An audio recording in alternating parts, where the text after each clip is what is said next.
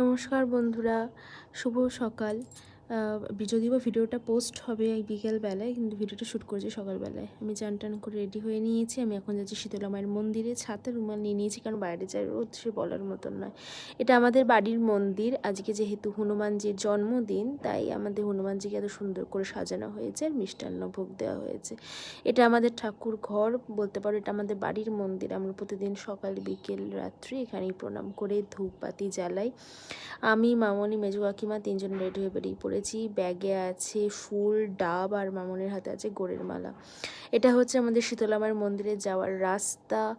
Light tight দেওয়া হয়েছে, হয়তো আজ রাত থেকে ওরা লাইটগুলো জ্বালাবে। মন্দিরের কাছাকাছি চলে এসেছি। দেখো কত দোকানপাতি বসেছে। এটা হচ্ছে মা শীতলা মায়ের মূর্তি।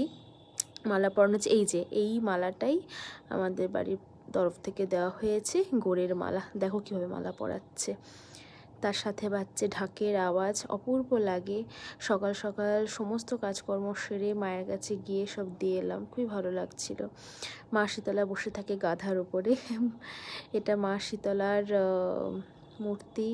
ঈশ্বর তোমাদের সবার মঙ্গল করুক। ভীষণ ভালো লাগে। এখানে দুটো কাউন্টার করেছিল, ডান হাতে বাঁ হাতে, ভোগের কাউন্টার এবং পুজো দেওয়ার কাউন্টার। এখানে মালা টালা পরানোর ব্যবস্থা করেছিল, তার সাথে এখানে কুচো ফুল যেগুলো সেগুলো এখানটায় রেখেছিল, পুজো টুজো হবে। এই দেখো ফলের মালাও দেওয়া হয়, লেবু আপেল দিয়ে মালা। এটা মা শীতলার বাহন, গাধাকে পরানো হচ্ছে।